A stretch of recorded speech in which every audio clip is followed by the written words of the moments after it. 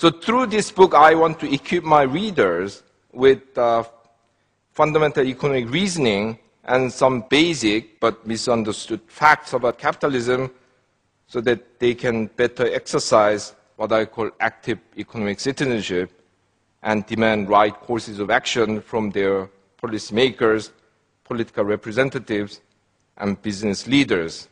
So I'll leave you with that.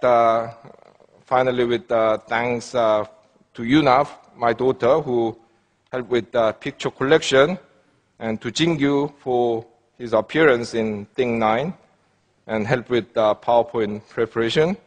If you want to find out more about me, they are there. You can email me if you want, although I cannot promise that I'll reply immediately. I eventually respond to all my emails. Could take a few months, but I do. Yeah? So that, please take a look at the book and tell me what you think. Thank you.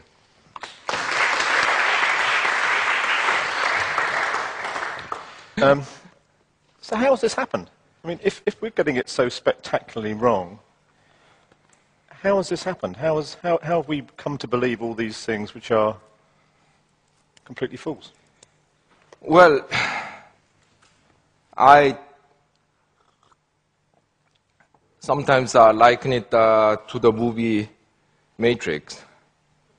You know, the whole world is kind of presented to us in this kind of manufactured way, and you know, the best way to prove something is to repeat it all the time, so that when people hear from everywhere, many thousands times, that Britain used to be in the pits in the 60s and 70s, Margaret Thatcher came along, saved the country, they don't even bother to check these statistics. Yeah? Yeah, but you work at Cambridge, you've worked at the World Bank. I mean, there are smart people there. Surely they were able to spot what you've spotted, that you know, the trend rate of growth of productivity in OECD countries has halved over the last 30 years, that unemployment levels are higher than they were, trend growth rates are lower. Why are these people still promulgating these false assertions? Yeah, well, unfortunately... Is that just a political thing? Oh, partly, yes. I mean, you know, put it this way, I mean, with apologies to the Catholics, the Vatican has a lot of smart people. Yeah?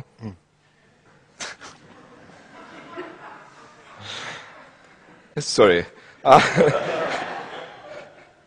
No, well, first of all, you have to know that many academic economists today are not even interested in the real world. Actually, in the economics profession today, interest in the real world is an indirect admission that you are not very good. Yeah? You know, if you're really smart, you do really abstract mathematical modeling. Yeah? If you're a bit less good, you do econometrics, yeah? Basically manipulating statistics. Yeah? If you are really down in the pits, you are interested in the real world. Yeah? So there's that strange academic culture. But of course, the more important explanation is that when you say these uncomfortable things, people refuse to listen to you. Yeah? So that when some free market guru says great things about how swimmingly things are going, they're all over the financial newspapers. When people say uncomfortable things, they are just ignored. Okay. I mean, in a sense, this book reminds me a bit of Karl Polanyi's The Great Transformation, which he says that laissez-faire in the 19th century was a political construct. It wasn't a force of nature. It wasn't this sort of natural phenomenon. Yeah. It was a politically dominated political economy system. And eventually, it didn't work. It was clear it didn't work. So from about 1850 to about 1950, a whole bunch of reforms were made to the economic system. So you had sort of welfare states, and you had sort of graduated income tax, you had free education, the growth of trade unions. Yeah. I mean, are you saying that because this system is palpably not working, that we need to rethink some economic policies? I mean, that we need to rethink whether capital controls are a good idea, that we need to rethink whether strong trade unions are a good idea. So we need to roll back some of the things that have been done. Is that yeah, actually, free market economies are fantastically bad at knowing how to defend actually capitalism. I give some examples in the book. I mean, for example, in the late 19th century, most free market economists, including Adam Smith himself, were against limited liability. And the biggest defender of limited liability among economists was actually Karl Marx, who said that this is the vehicle that's going to take capitalism to another plane. But the free market economists that really didn't understand how important this was. So I mean, the fact that you are defending something actually doesn't mean that you understand it the best, and probably that very often the kind of prescription you give are actually against the interests of the system. Yeah. But how do you see that, before I throw it open, there's one question about political agency, really. I mean, I can see why there are quite a lot of rich, powerful people who actually kind of want to turn a blind eye to some of these defects, because they're the people, who are doing rather well out of this system. You know, if you're the owner of a company, then it's not in your interest to have strong trade unions, because you get more of the proceeds of growth yourself. I mean, how do you see, if the system is clearly not working properly and we've got higher unemployment, lower growth, and more inequality, how does that change? Yeah, that's given the power of this. That's where my idea of active economic citizenship comes in. I mean, the people have to demand changes, but then the problem is that people have been kind of brainwashed in this free market ideology that they think everything that's happening has to happen. You know, I mean, that we are often told that the factories have to move and the jobs have to be destroyed and we have to abandon manufacturing because there's great technological revolution going on and so on. I mean, that's where I bring in the example of washing machine against the internet. You know, that basically the moral of that chapter is that technology, of course, sets the boundary of what is possible, but technology doesn't determine where you are. You know, for example, in the 1950s, 60s, and 70s, the world economy was on every account much less globalized than the world economy around the turn of the 19th century, 20th century.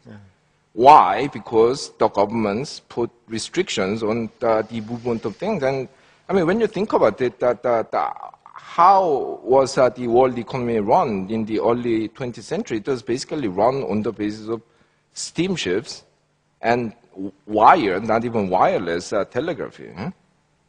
But the world economy was much more globalized than what it was in the 1950s and 60s. This shows that it's not really technology, but politics that defines these things. But then, of course, that people who want to defend the system want to tell you that it's all because of technology, it's all because of China, it's all because of something that's happening beyond our control, that we have to sack you and we have to move jobs and we have to make you work 26 hours a day. So isn't it kind of, I will throw over, isn't it somewhat depressing then that a crisis which started 3 years ago at the very heart of the financial system and exposed the fallacy of quite a lot of free market economics has ended up with a policy prescription which is all about cutting public spending? That's right. No, I mean, that's the success of the defenders of the system. But, I remain a pessimist in the short run. I mean, how come the people who almost destroyed the world economy now are coming back and lecturing us that you can't have your healthcare, you can't have your education because that we need to control public finance.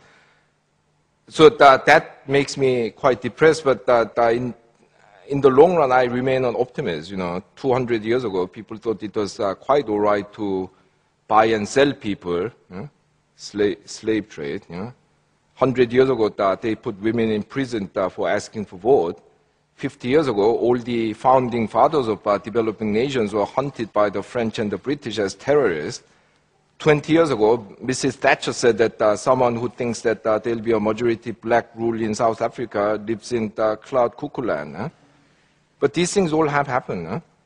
So that I follow the Italian Marxist Antonio Gramsci in this, who said that we have to have pessimism of the intellect, but optimism of the will. We have to make these changes. And then the first step in that process is to know what is really going on.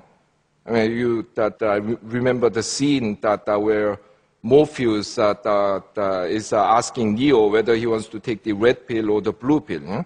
So this is the red pill.